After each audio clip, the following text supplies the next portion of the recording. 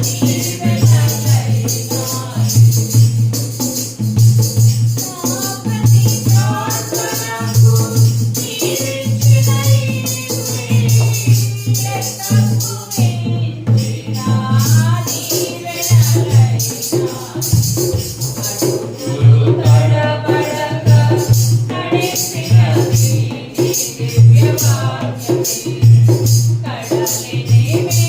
వేసిన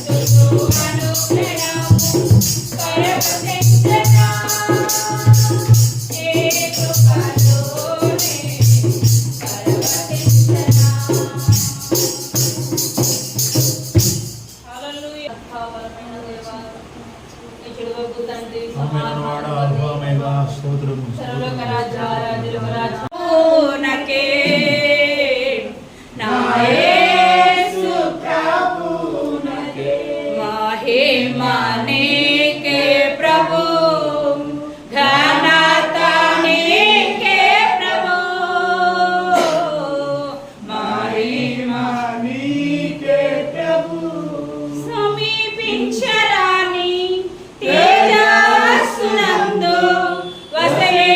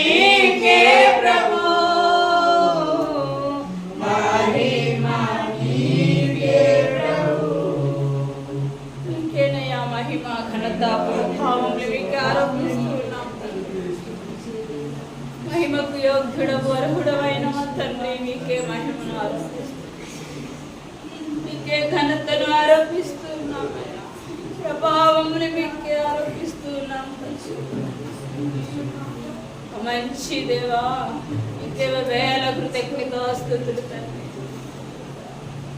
హల్లెలూయా, హల్లెలూయా, హల్లెలూయా. Thank you my wonderful lord. Thank you lord. హల్లెలూయా, హల్లెలూయా. స్తుతిద్దాం. ఎవరు మౌనంగా ఉండవచ్చు? ఎవరు మౌనంగా ఉండవద్దు. దిక్కులు చూడవద్దు. నీ హృదయం, నీ ప్రాణాత్మ శరీరము దేవుని మీద లగ్నమై ప్రార్థన ఆరాధన చేయాలి. హృదయం తెరిచి ఆరాధన చేయాలి. కళ్ళు తెరిచి అటు ఇటు చూడవద్దు దయచేసి. ఎవరు వచ్చారో రాలేదో నీకు అనవసరం. నువ్వు వచ్చింది దేవుని కొరకు మాత్రమే. నీవు వచ్చింది దేవుని స్తుతించడానికి, మనుషుల్ని చూడటానికి కాదు. దయచేసి మనుషులు దిక్కులు చూడవద్దు. కన్నులు మూసుకొని హృదయాన్ని తెరిచి ఆరాధన చేద్దాం. పరిశుద్ధాత్ముడు సమీపముగా ఉండగా ఆయన్ని మనం ఆహ్వానిద్దాం. ప్రతి ఒక్కరు హృదయపూర్వకంగా ఆరాధన చేద్దాం. Thank you my wonderful God. గొప్ప దేవా, నీకు స్తోత్రం. క్షమించే దేవా, కృప చూపించే దేవా, నీకు వందనాలు. హల్లెలూయా. యేసు రాజ్య, యేసు రాజ్య, యేసు రాజ్య.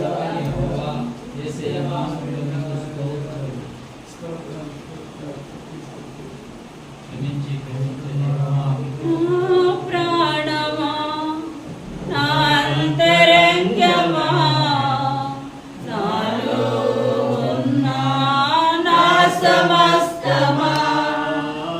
ప్రతి ఒక్కరు మీ ఆత్మతో చెప్పుకోండి. నా అంతరంగమా, నాలో ఉన్న నా సమస్తమా.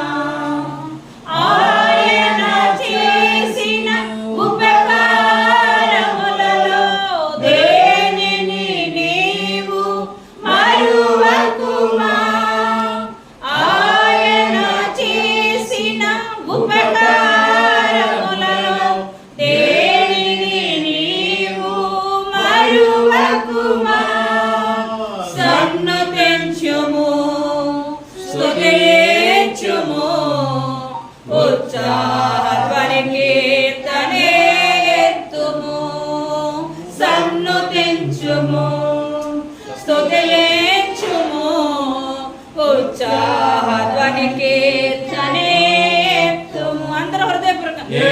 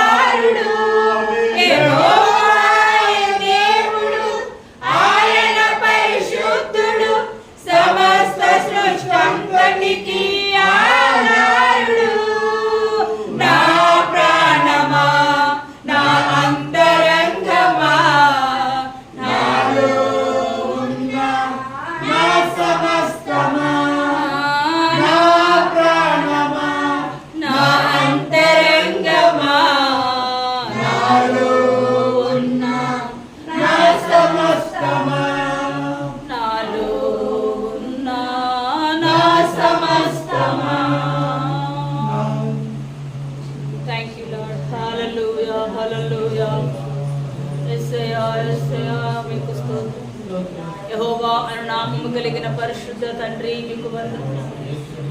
మహోన్నతమైన స్థలమున నివాసి అయిన దైవమా మీకు స్తోత్రం. వాక్యమైన యేసయ్యా, సత్యమైన యేసయ్యా నీకు వందనాలు. హల్లెలూయా, హల్లెలూయా, హల్లెలూయా. ప్రేమ స్వరూపి, అగ్ని స్వరూపుడా, నరస్వరూపుడా నీకు స్తోత్రములు, స్తోత్రములు.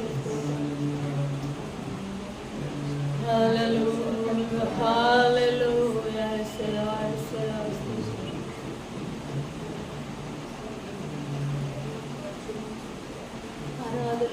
పరిశుద్ధుడా అర్హుడా పూజనీయుడా పూజకరుడా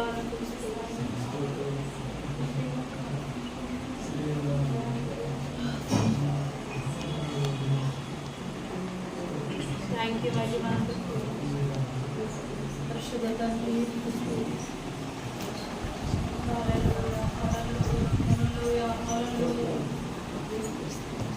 పరిశుద్ధుడు పరిశుద్ధుడు పరిశుద్ధుడు అనే గానాలు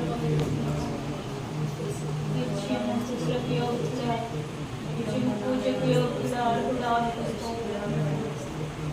కోటాను కోట్ల దూతలతో గానాలు పొందుకుంటున్న మా తండ్రి అద్వితీయ సత్య దేవుడు అయిన యెహోవానికి స్తోత్రం. హల్లెలూయా. నీకే ఘనత ప్రభావములను ఆశ్చర్యకరుడు వరచన యెహోవాను కీర్తించుచున్నాడు.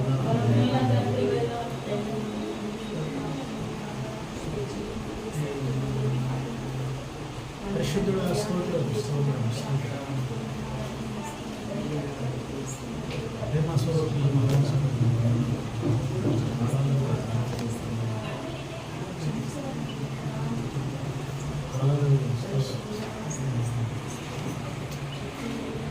ప్రార్థన. మహోన్నతుడా మహాగరుడా కృపగల తండ్రి సహాయకుడా నజరేయుడనేస్తున్నాను నీకు స్తుతులు స్తోత్రములు వందనాలు చెల్లిస్తూ ఉంటాను. గడిచిన రోజుల నుంచి ఈరోజు మీ కృపలో భద్రపరిచి కాపాడి ఆదివారం ఉదయకాల రోజులను మీ సన్నిధిలో నిలువబెట్టినందుకు పాటలు పాడు మంచి కంఠంలో మాకు ఇచ్చినందుకు ఆత్మతో సత్యముతో ఆరాధన చేయటకు మీ ఆత్మను సత్యము మాకు తోడుగా ఉంచినందుకు మీకు మహిమ ఘనత ప్రభావాలు చెల్లిస్తున్నాం. Thank you my lord. తండ్రి యెహోవా సహాయం చేయండి. యేసు నామములో మీ కృపాత్మకు మమ్మల్ని అభిషేకించి జరగబోతుంది కార్యమంతటి మీరే మీ ఆత్మతో నడిపించి మీ నామానికి మహిమ తెచ్చుకున్నాను. బిడ్డలు కూడి వచ్చిన బిడ్డలందరూ మీ ఆత్మను ఉంచండి. నువ్వా మీరు వచ్చుచున్న వారు త్వరపడి రావడానికి సహాయం దయచేయండి. మీ నామాన్ని మహిమ యేసు నామములో ప్రార్థిస్తున్నాను తండ్రి. Praise the lord. హల్లెలూయా. నీతి స్వరూపుడైన యెహోవా ఘనమైన నామానికి మహిమ కలుగును గాక.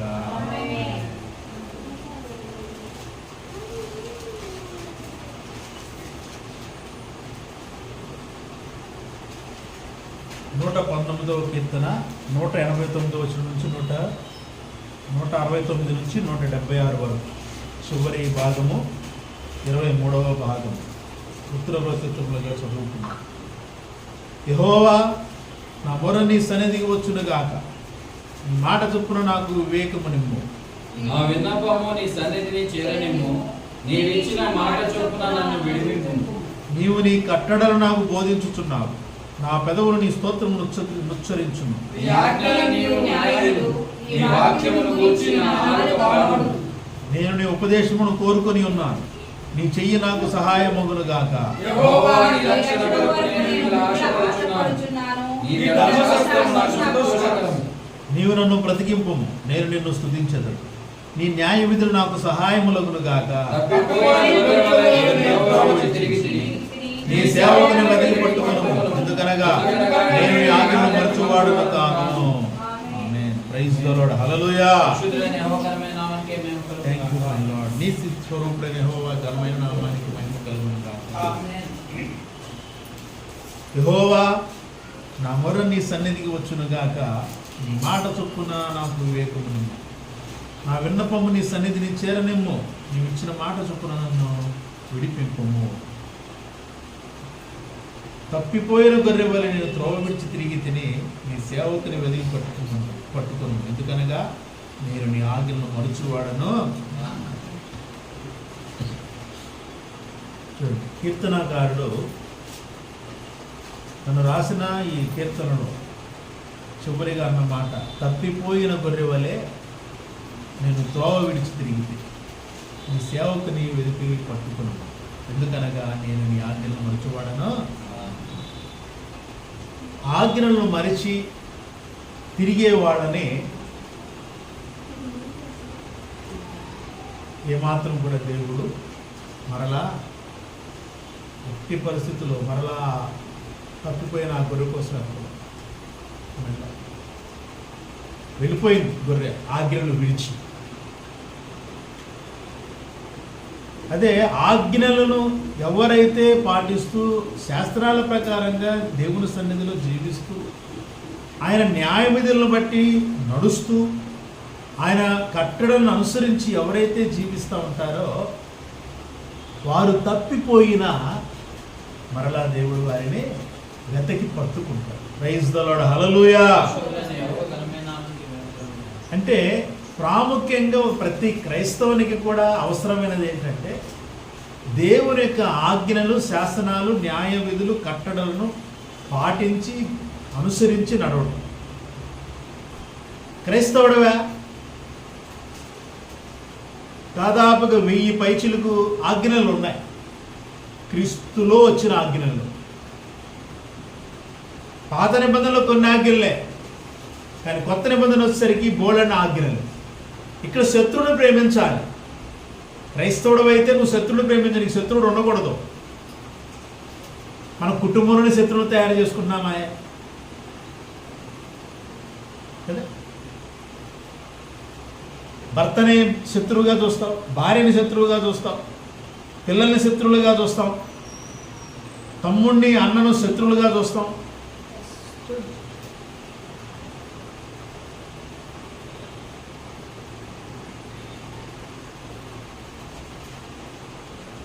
వదిన ఆడబిడ్డల మధ్య శత్రుత్వం, అత్త కోడళ్ళ మధ్య శత్రుత్వం, తల్లి కూతుళ్ళ మధ్య శత్రుత్వం.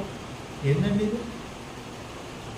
క్రైస్తవ సమాజం అంటే, క్రైస్తవుడు అంటే శత్రువుని ప్రేమించేవాడు. ప్రైజ్ ద లార్డ్, హల్లెలూయా. శత్రువుని ప్రేమించేవాడు ఎవరినైనా ప్రేమిస్తాడు. మరి నువ్వు ఇంట్లో వాళ్ళనే ప్రేమించట్లేదంటే శత్రువుని ఇంకెలా చూస్తావు? కళ్ళ ముందు కనపడితే ముక్కలు చేసినట్టున్నావు. అదేమంటే సైతానే మా శత్రువు అంటావు. అబ్బా, అంత గంభీరంగా. ఎవరంట శత్రువు?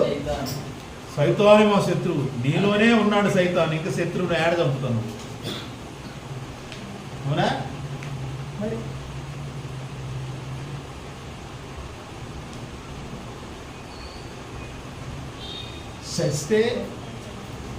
చచ్చిపోతే దేవుని రాజ్యానికి వెళ్ళాలి. ఎక్కడికి? ఎలా వెళ్తాం అంటే శత్రుత్వంతో వెళ్ళిపోతావా? అక్కడ శత్రుత్వం ఉండకూడదనే కదా సైతాను వారి దూతలను దేవుడు తోసేసింది. అవునా? దేవుడు క్రైస్తవ సమాజాన్ని ఎలా ఏర్పాటు చేసుకున్నాడు? ఎలా ఏర్పాటు చేసుకున్నాడు?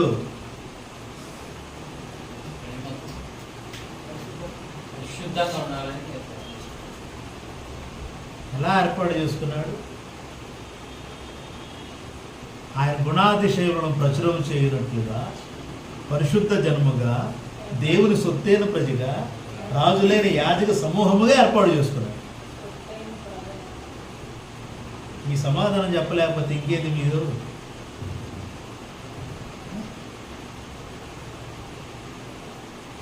గోల్డ్ అంత చేద్దాం అనుకుంటున్నాం. చాలా ఆలోచనలు వస్తున్నాయి. అస్సలు క్రైస్తవ సమాజానికి సంఘమే ఇక్కడ నుంచి వస్తున్న వాక్యాన్ని వినే సంఘమే ఎట్టుంటే బయట ఎవరికి చెప్తాం? వేరే సంఘానికి చెప్తూ ఊరుకుంటారా? అందుకనే నేను ఒక్కడే వాస్తవం చెప్పాలంటే నాది నేను చూసుకోవాలి. ప్రైజ్ ద లార్డ్, హల్లెలూయా. మీకు చెప్పటం వదిలేయటం అంతవరకు. మీరు మారతారా మారరా అది నాకు సంబంధం లేదు. మార్చుకుంటారా లేదా? అవునా? చూడండి, కీర్తనగారుడు యెహోవా నా మొర నీ సన్నిధి కూర్చునిగా అంట. యెహోవా నా మొర నీ సన్నిధికి వచ్చుని. నువ్వు ఎంత మొర పెట్టినా దేవుని ఆజ్ఞల ప్రకారంగా నువ్వు లేకపోతే నీ మొర ఆయన సన్నిధికి ఎలా వెళ్ళుద్దా? అవునా? మరి వెళ్ళినప్పుడు నీ ఆత్మ ఎలా అభివృద్ధి పొందింది? ఆయన నీ మొర విననప్పుడు ఆయన సన్నిధి నుండి నీకు రావలసినటువంటి ఆత్మీయ ఆశీర్వాదాలు రానప్పుడు నీ ఆత్మ ఎలా అభివృద్ధి పొందింది? ఆలోచించు.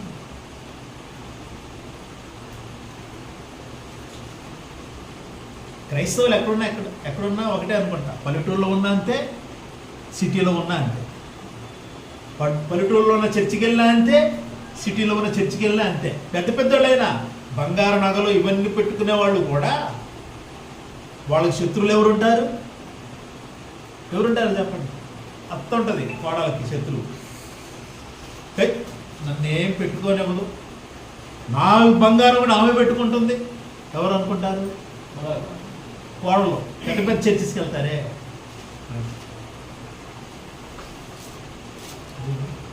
అత్త ఏమనుకుంటుంది? నా కోడలు నాకు గుదిమంటలో తయారైపోయింది, టిప్ టాప్గా ఆమె తయారైంది, నా వస్తువులను ఆమె పెట్టుకుంటుంది. ఈలోపు ఇంకో ఆమె జాయిన్ అయింది. ఎవరు? ఆ కోడలకి ఆడబిడ్డ, ఆ అత్తకి కూతురు. అంతే. వీళ్ళిద్దరి మధ్య గోర, వదిన ఆడబిడ్డ. అంతేదా? మధ్యలో ఆయన వస్తాడు. ఆమె భర్త, ఆమెకి అన్నయ్య వస్తాడు. ఏం మాట్లాడతాడు? ఎవరు చెప్తాడు సమాధానం? అని అలాంటి ఏమంటారు? చర్చిలో ఉన్నవాళ్ళే అతని గురించి తక్కువ చేసి మాట్లాడతారు. జాగ్రత్తలు ఉండాలి. ఇవన్నీ ఎందుకు చెబుతున్నాం, ఎందుకు మాట్లాడుకుంటున్నాము? కారణం ఏంటి? యేసుక్రీస్తు ముందు రేపు నిలబడ్డప్పుడు మనలో ఏ విధమైనటువంటి భేదభావం, వేషజాలు, ఏ విధమైనటువంటి లోక సంబంధం ఏది ఉండవు. నిష్కళంకమైన అన్నాడు కదా, నిందారహితులుగా నిష్కళంకులుగా ఆయన ఎదుట నిలబెట్టుకోవడానికి ఏం చేస్తున్నాడు? ఆయన ఉదక స్నానము చేపిస్తున్నాడు. ఉదక స్నానముతో పవిత్రపరుస్తున్నాడు. ఉదక స్నానం అంటే అర్థం? ఉదక స్నానం అంటే అర్థం ఏంటి? వాక్యముతో ఉదక స్నానం. ఉదక స్నానం అంటే ఏంటి? ఉదక స్నానం అంటే అర్థం ఏంటంటే పైనుంచి ఫోర్స్గా పడేటటువంటి నీటి కింద ఏదైనా వస్తువు పెడితే మలినమైంది. అదే ఇప్పుడు ఎంగిల్ ప్లేటే ఉంది, ఫోర్స్గా వచ్చే వాటర్ కింద పెడితే ఎంతసేపు ఉంటుంది ఆ ఎంగిలి? ఉదక స్నానం అంటే జలపాతం నుంచి వచ్చే నీరు ఉంది, అది ఎంత ఫోర్స్గా పడింది? దాని కింద వెళ్ళి నుంచుంటే, అదే దాని కింద ఏదైనా వస్తువు పెడితే వెంటనే మొత్తం నువ్వు కడగనక్కల చేతి. అర్థమైందా? అది అంటే అంత ఫోర్స్గా యేసుక్రీస్తు ప్రభువు వారు తన యొక్క వాక్యముతో మనల్ని పరిశుద్ధపరచడానికి తనకు తాను అప్పగించు. ఆయన కోరుకుంటున్నాడు అదే. ఆయన ఎదురు మనం నిలబడాలి నిష్కళంకులుగా, నిందారహితులుగా, పవిత్రమైనటువంటి సంఘముగా. మనల్ని కాదు, ప్రపంచవ్యాప్తంగా ఉన్న సంఘాన్ని కోరుకుంటున్నాడు ఆయన. కానీ ఎలా ఉన్నాము? కారణం ఏంటి? మొట్టమొదటి ప్రధానమైన కారణం ఒకటే, దేవుని వాక్యము, దేవుని ఆత్మ లేకపోవడం. గుర్తుపెట్టుకో. నువ్వు ప్రాముఖ్యత ఇవ్వట్లా. చిన్న చిన్న గొడవలకి ప్రాముఖ్యత ఇస్తావు, నువ్వు చిన్న విషయాలకు ప్రాముఖ్యత ఇస్తావు, తినే దగ్గర ప్రాముఖ్యత ఇస్తావు, కట్టుకునే బట్టల దగ్గర ప్రాముఖ్యత ఇస్తావు. అక్కడే కదా తయారయ్యేది. ఎప్పుడైతే మన కళ్ళను, మన నాలుకను, మన నోటిని అదుపులో పెట్టుకుంటామో అప్పుడు అంత బాగానే ఉంటుంది. ప్రేమతో లేకపోతే ఇంతే. ప్రేమతో లేకపోతే ఏం తయారైంది? పగ తయారైంది. ఇంకా అపవాది పూర్తిగా పట్టేస్తాడు, సమస్య లేదు. ఇక నువ్వు ఎంత గింజుకున్నా అపవాది నుంచి నీకు విడుదల ఉండనే ఉండదు. ఎన్నో ఉపవాసాలు చేయి, చివరికి నీ ఆత్మ అయ్యో అని అక్కడికి వెళ్ళి ఆడటం తప్ప ఇంకేముండదు. ధనవంతుడికి తెలీదా పేదోడికి పెట్టాలని. తెలీదా ధనవంతుడికి? మరి ఎందుకు పెట్టలేదు? ఎందుకు పెట్టలేదు? వాడికి ఫస్ట్ పెట్టే ఉద్దేశం లేదు కాబట్టి అపవాది వాడిని పట్టేసుకున్నాడు. అలాగే జీవించాడు. ఎంజాయ్ చేయాలి, నా డబ్బుతో నా ధనంతో నేను ఎంజాయ్ చేయాలంతే. ఎవరికి ఇవ్వడానికి కాదు ఈ ధనం. ఈ ధనం ఎవరికి ఇవ్వడానికి కాదు. దేవుడు ఒక వ్యక్తికి ధనం సంపాదించుకునేలాగా ఒక వెసులుబాటు కలిగించాడంటే ఆ ధనములో పేదలకు కూడా నువ్వు సహాయం చెయ్యాలి అని ఒక సూచనగా మీకు వచ్చిందన్న. దాన్ని గుర్తెరగాలి మనిషి. ఆ మనిషి గుర్తెరగలేదనుకో వెంటనే గుర్తెరగిన మనిషి యొక్క ఆత్మను ఎవడు పట్టుకుంటాడు? సైతాన్ని పట్టుకుంటాడు. అపవాది గారు పట్టుకుంటాడు.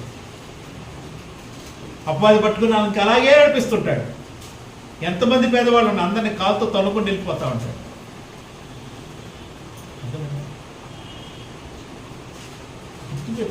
గుర్తుంచుకోవాలి, జ్ఞాపకాన్ని పెట్టుకోవాలి. అపవాది ఎందుకు ప్రవేశిస్తున్నాడు? కారణం ఏంటి అని అంటే ఏ లోపాలు ఉన్నాయో వాటిని మనం సరిచేసుకోపోవటం వల్ల. ఇక్కడ చివరి మాటను బట్టి నేను మాట్లాడుతున్నా. తప్పిపోయిన గొర్రె వల్ల నేను త్రోవ విడిచి తిరిగి తిని. ఎలాగంటే తప్పిపోయిన గొర్రె లాగా. పొరపాటును తప్పిపోయింది గొర్రె. పొరపాటును తప్పిపోతే వెతుకుతే దొరుకుతుంది, కానీ కావాలని తప్పిపోతే దొరికిద్దా? ఎక్కడ వెళ్ళి దాక్కుంటుంది. ఎక్కడ వెళ్ళి దాక్కుంటుంది. దొరికిద్దా దాక్కున్నది?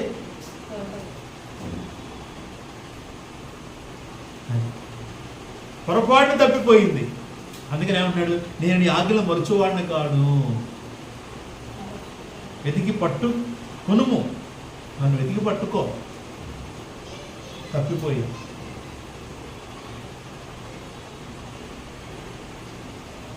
ఇప్పుడు ఆలోచన కూడా రావట్లేదు కదా మనకి.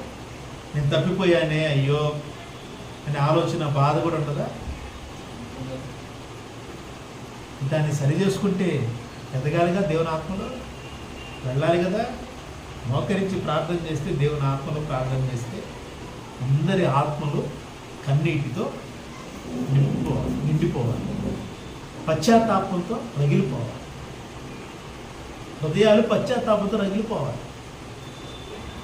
కఠినమైపోతే మాత్రం చాలా జాగ్రత్త, చాలా జాగ్రత్త. కఠినమైపోయిందా హృదయము? కఠినమైందంటే అర్థం ఏంటి? అపవాది పట్టుకున్నాడే.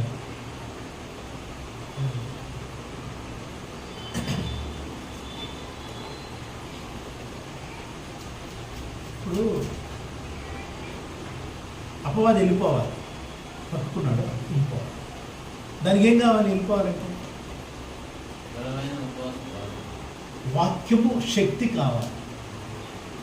దేవుని ఆత్మ వాక్యం కావాలి. అపవాదికి ఇష్టం లేని వాక్యం.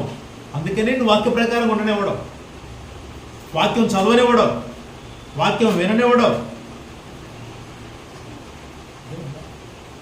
అందుకనే క్రైస్తవ సమాజం ఇలా ఉంది. ఎవరు వెనకాల పడితే వాళ్ళ వెనకాల వెళ్ళిపోద్ది సమాజం, క్రైస్తవ సమాజం. ఏ రాజకీయ నాయకుడు అయితే వారి వెనకాల వెళ్ళిపోద్ది. సేవకుడు వెళ్ళాడంటే సంఘం వెళ్ళినట్టే.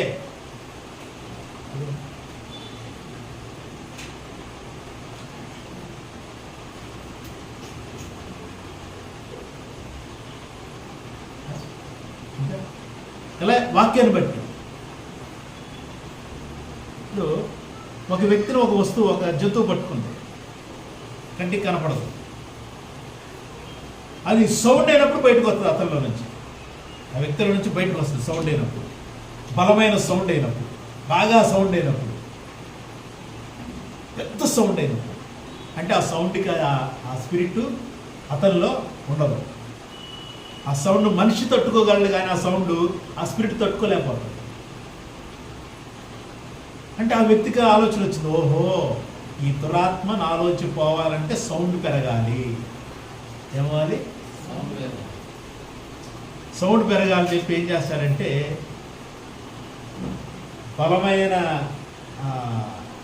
బలంగా చేతిని ఏం చేస్తారంటే నేలకేసి కొడతారు. తన చేయి పగిలిపోయినా పర్వాలేదు, అంటే తను తాను కంట్రోల్ చేసుకుంటున్నాడు. అది కంట్రోల్ చేద్దాం అనుకుంటుంది, కానీ దాన్ని కంట్రోల్ చేయనట్ల తను తెలివిగా నేనే కంట్రోల్ చేయాలని చెప్పి దాన్ని కొడితే ఏమైందంటే ఒక సమయంలో ఆ స్పిరిట్ బయటికి వెళ్ళి వెళ్ళిపోయి ఇంకోహను పట్టుకోండి, బయటికి వెళ్ళిపోయి ఇంకోహను పట్టుకోండి, వాడికి అది తెలియదు. పోనీ ఎవరిని పట్టుకున్న తర్వాత సంగతి, ముందు విడుదల పొందాలని నీకేం కావాలి? బలమైన శక్తి కావాలి, వాక్యపు శక్తి. ఆ వాక్యాన్ని బలంగా పట్టుకోవాలి. చూడు, మన దేవుని సన్నిధికి నీ మొర చేరాలి. నీ మాట తప్పున వివేకము నిమ్ము. వివేకం లేకనే కోల్పోతాం వివేచన.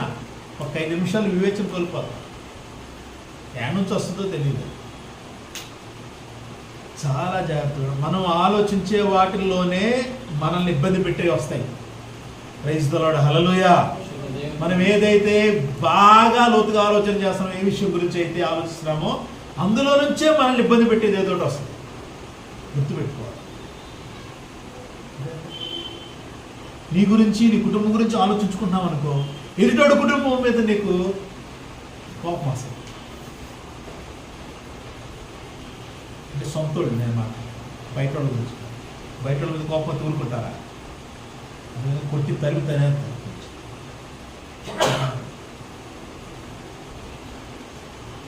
ఈర్ష్య, అసూయలు బయటకు వస్తాయి. చాలా జాగ్రత్తగా వివేచించాలి. వివేకం కావాలి. దాన్ని ఏం కావాలి? వివేచన కావాలి. ఎందుకంటే దేవుడిని అడుగుతున్నాడు వివేకం కావాలి. నా విన్నప్పుడు సరిగ్గా చేరనిమ్ము, నీవు ఇచ్చిన మాటలు నన్ను విడిపిమ్ము. నీవు నీ కట్టలు నాకు బోధించున్నావు, నా పెదవులు నీ స్తోత్రం ఉచ్చరించును. నీ ఆజ్ఞలన్నీ న్యాయములు, నీ వాక్యం గురించి నాలుగు పాడును. మన నాలుగు ఆయన వాక్యం గురించి ఏం పాడుతుంది? వాక్యం గురించి పాడాలి.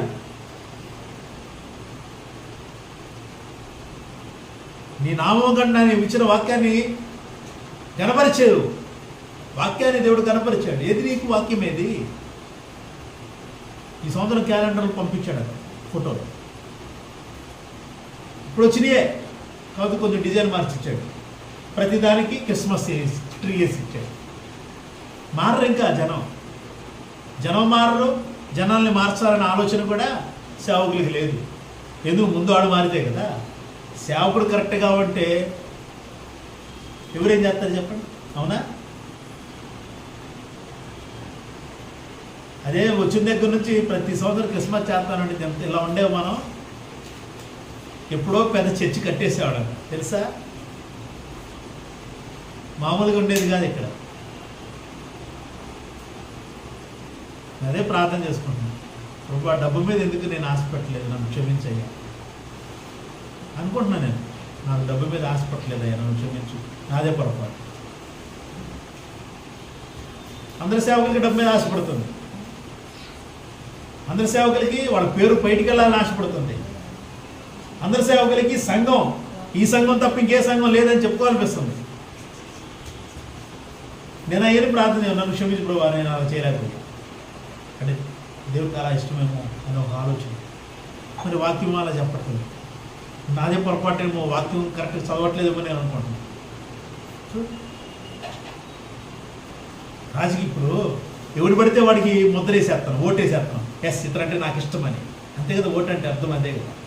వాడు తాగుపోతా తిరిగిపోతే పక్కన పెట్టు. మంచి చేద్దాం అనుకున్న ప్రతివాడు మంచోడు ఎట్ట అయిపోతాడు? సైతానికి 2 లక్షణాలు ఉన్నాయి. మంచి చేస్తాడు, చెడు చేస్తాడు. రా కడుక్కోదు, కడుగుందా?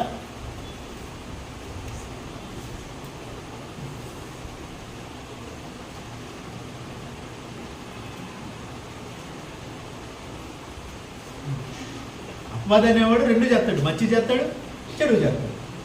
మంచి నటన, చెడు వాడి నిజస్వరూపం. మంచి వాడి నటన, చెడు వాడి నిజస్వరూపం.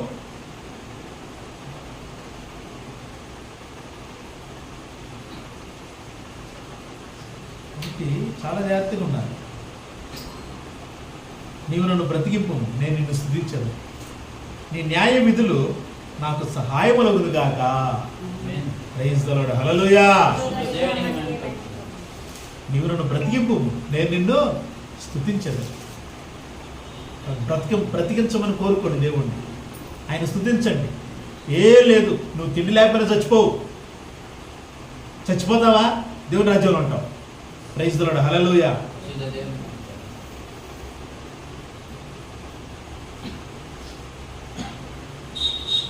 చాలా జాగ్రత్తగా ఉండాలి. చిన్న చిన్న విషయాల్ని మనసులో పెట్టుకొని ఆత్మను పాడు చేసుకొని దేవునికి దూరం అవటం కంటే, ఎన్ని బాధ పెట్టినా ఎంత ఇబ్బందులైనా దేవుడే నా సర్వస్వం నువ్వు అనుకుంటే, నీ ఆత్మ నువ్వు కాపాడుకుంటే, నీ ఆత్మ పాడైపోవటానికి నీ నాలుగు నుంచి వచ్చే ఒక్క మాట చాలేదే. అర్థమైందా? ఎదుటి వాళ్ళని తక్కువ చేసి మాట్లాడే మాట ఏదొచ్చి ఒక్కటి వచ్చినా చాలు. నిజంగా ఆత్మలు చాలా బాగోలేదండి, ఆత్మలు బాగలా, ఆత్మ ఆలోచనలు బాగలా. చాలా చాలా రకాలు అన్నీ మాట్లాడితే ఇవి కూడా ఉంటాయి అంటే, ఎస్ ఇవి ఉంటాయి. నువ్వు సేవకుల్ని ఎలా కనపరుస్తున్నావు కూడా ఉంటుంది. అర్థమైందా? నీ మాటతో నీ క్రియతో, నీ మాటతో నీ క్రియతో నువ్వు చేసే ఏదైనా పని ఇలా చేయొచ్చా లేదా అని ఆలోచన చేసుకోవాలి. ఏదైనా వస్తువు ఇచ్చేటప్పుడు ఇలా అవ్వచ్చా లేదా అని కూడా ఆలోచన చేసుకోవాలి. అర్థమైందా? ఏదైనా అంటే మన ఆత్మ ఎలా ఉంది, ఎలా ఆలోచిస్తుంది మన ఆత్మ, ఘనంగా ఎందుకు ఆలోచన ఇట్లా సేవకురాలు ఆలోచన చేస్తుంది. నేను అంతే ఉంటామా, అలా ఇవ్వద్దు. ఏదైనా వస్తువు సేవకుడికి ఇచ్చేటప్పుడు అలా ఇవ్వద్దు. తినే వస్తువు అది ఎలా ఇస్తావు? నేను మంచిగా నీట్గా ఉన్నటువంటి బాక్సులు పెట్టి, స్టీల్ బాక్స్, ప్లాస్టిక్ బాక్స్ ఉంటాయి కదా, వాటిని ఇస్తే ఘనంగా ఉంటుంది ఆ సేవకుని. మరి మా సేవకులు మేము అలాగే, అది ఒక దానిలో ఉన్న ఆనందం వేరు, అసలు ఆ స్పిరిట్ లీడింగ్ వేరు అన్నమాట. ఎవరికి ఇచ్చినా సరే, ఈవెన్ కింద వాచ్మెన్ పంపించినా సరే, మనం ఏమైనా వస్తువులు చేసుకున్నామంటే,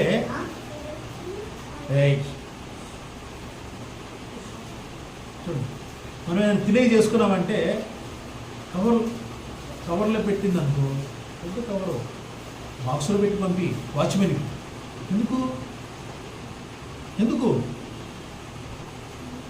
కవర్లు వాడద్దు అంటున్నాం, అయితే పక్కన పెట్టాలి. కవర్ వల్ల విషయం అవుతుందా ఏదవుతుందా అని పక్కన పెడతాం. కానీ ఎందుకు? కారణం ఏంటి?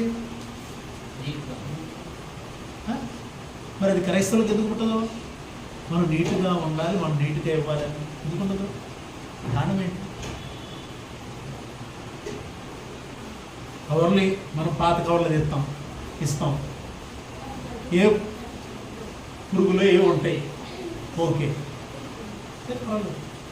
అనుకుంటాం, మేము అనుకుంటాం. అదే మనం విశ్వాసాలకి తోరు అనుకుంటారా? ఏ పర్వాలేదని అనుకుంటారా? వాచ్మెన్కి ఇస్తే అనుకుంటాడా ఏం పర్వాలేదని? ఏంటి ఇలా ఇచ్చారని చెప్పి ఏం చేస్తాడు? తీసుకెళ్ళి చెత్త బట్టలు వేశారు. సమస్య లేదు, గుర్తుపెట్టుకో. దేవుని ఎక్కడ వస్తుందో తెలుసా గౌరవించే విధానం? దేవుడు నేర్పిస్తాడు. ఆత్మ, దేవుని ఆత్మే గౌరవించే విధానం కూడా నేర్పించింది. అవునా కదా? ఆత్మ లేదు కాబట్టే మీకు తెలియట్లేదు, ఎవరికి ఎలా ఏం చేయాలో తెలియట్లేదు, ఎవరితో ఎలా మాట్లాడాలో తెలియట్లేదు. మరి నీకు ఉపయోగం ఏంటి? మీరు దేవుని ఆత్మ పొందుకున్నారా? దేవుని ఆత్మను పొందుకుంటే కొన్ని వేల విషయాల్లో మార్పు అనేది వచ్చుండాలి. ఇప్పటికే వచ్చుండాలి. నేను కేవలం డ్యూటీకి వెళ్తున్నాను అంతే, ఇంకే దేనికి వెళ్ళట్లా. గుర్తుపెట్టుకున్న ఆ విషయం మీరు ఏమన్నా ఆలోచన చేస్తే, సేవకుడే కరెక్ట్గా లేడు అనుకుంటున్నారేమో, జాగ్రత్త. నేను డ్యూటీకే వెళ్తున్నా, కారణం నా ఆర్థిక పరిస్థితి. అదే ప్రభువును క్షమించే, డబ్బు కోసం నేను ప్రాకులాడలా. ఇక్కడ నుండి ప్రాకులాడదామా మనసు రావట్లా, అంతేం లేదు. డబ్బు కోసం ప్రాకులాడాలని మనసు రావట్లా, ఏదో అవసరం కోసం వెళ్తున్నా అంతే. కొంచెం ఏదో ఇంకెక్కడికి పాపం చేయడానికి పరుగులు పెట్టట్లేదు. గుర్తుపెట్టుకో, చాలా జాగ్రత్తగా ఉండాలి. దేవుని ఆత్మ అంటే ఏదో మనం స్తుతించడానికి మాత్రమే దేవుని ఆత్మ అనుకుంటున్నారు, జీవించటానికి దేవుని ఆత్మ. ప్రైజ్ ది లార్డ్, హల్లెలూయా. ఎవరితో ఎలా జీవించాలి, ఎక్కడ ఎలా జీవించాలి, ఎవరితో ఏం మాట్లాడాలి, ఎలా మాట్లాడాలి, ఎవరిని కనపరచాలి, ఎవరిని కనపరచాలి చెప్పండి? ప్రతి ఒక్కరిని కనపరచాలి. నువ్వు దేవుడిని కనపరిస్తే నువ్వు అందరిని కనపరుస్తావు. అర్థమైందా? అదేమంటే దేవుని పేరట మాకు సేవకులకి ఎత్తున్నావంట. దేవుని పేరట దేవుని అలా కనపరుస్తావా? ఓ మై గాడ్, వామ్మో, దేవుని అలాగా కనపరిచేది. ప్రశస్తమైనవి ఇమ్మన్నాడు కదా, అవునా? దేవుని వాక్యం ఏం చెప్తుంది? నీ సేవకులకి ఎలాంటి ఇవ్వాలి? ప్రశస్తమైనవి ఇమ్మన్నది కదా. మరి ప్రశస్తమైనవి అనుకుంటున్నా ఇస్తున్నావు, అది అంటే నీ దృష్టిలో అలా ప్రశస్తమైనది పక్కన వాళ్ళకి ఇస్తే ఊరుకుంటారా? కొన్ని వాచ్మెన్కి ఇస్తే ఊరుకుంటాడా? నువ్వు ఎందుకు అలా ఆలోచిస్తావు? చాలా జాగ్రత్త. చివరి రోజుల్లో ఉన్నాం. హృదయాన్ని, ఆలోచన, తలంపులను, ఆత్మని చాలా జాగ్రత్తగా కాపాడుకోవాలి. అర్థమైందా? వాడు ప్రవృత్తిమైన దేవుని సంగతి. తప్పిపోయిన గొర్రె వేరు, వెళ్ళిపోయిన గొర్రె వేరు. దొంగతనంగా దాక్కోవడానికి వెళ్ళిన గొర్రె అనుకున్నాం. ఎలాగైనా కాపరిని ఏడిపించాలని చెప్పి దాక్కుంటాయి కొన్ని గొర్రెలు. గొర్రెలకు ఆలోచన రావు. ఉదాహరణగా అంటున్నాను, తప్పిపోయింది. అందరితో పాటు వెళ్తే అది కొంచెం వెనకబడింది. ఆ వెనకబడింది వత్తదిలే అనుకున్నాడు. తీరా చూస్తే ఎన్ని వెళ్ళిపోయేసరికి ఏం కనపడలేదు, అది ఎటో వెళ్ళిపోయింది. ఆ గొర్రె వేరు. అర్థమైందా? ఉన్నది గొర్రెల్లో నుంచి ఒకటి వెళ్ళిపోయి ఈ యొక్క కాపరి కనపడకూడదని నేను దాక్కుందనుకో, దాన్ని కాపరి కనిపెడతాడా? చూస్తాడు చూస్తాడు చూస్తాడు చూస్తాడు చూస్తాడు చూస్తాడు వెళ్ళిపోతాడు. అర్థమైంది? అదే తప్పిపోయింది అనుకో, ఆయన వెతుకుతాడు వచ్చి. ప్రైజ్ ది లార్డ్, హల్లెలూయా. కాపరి ఏం చేస్తాడు? కాబట్టి చాలా జాగ్రత్త. మీరు దాక్కున్న గొర్రెల్లా ఉండకండి. ఒకవేళ తప్పిపోయిన గొర్రెలు అయితే వెతకి పట్టుకొని మన దేవుడిని వేడుకోరు. ఆయన ఏ విషయంలో తప్పిపోయారు ఏంటో ఆయన విచారణ చేసి ఆ విషయంలో సరి చేసుకోమని చెప్పి మిమ్మల్ని ఆయన మరలా తన గుంపులో చేర్చుకున్నాడు. మరి ప్రభుత్వం ప్రియమైన దేవుని సంగమం చాలా జాగ్రత్తగా జీవించుదాం. ఈ మాటలు దేవుడు తన ఆత్మలో వాక్కులు ఆశీర్వదించును గాక. సమయాన్ని మీకు ఇస్తున్నాను. సాక్ష్యం చెప్పి దేవుని నామాన్ని మహిమపరచండి.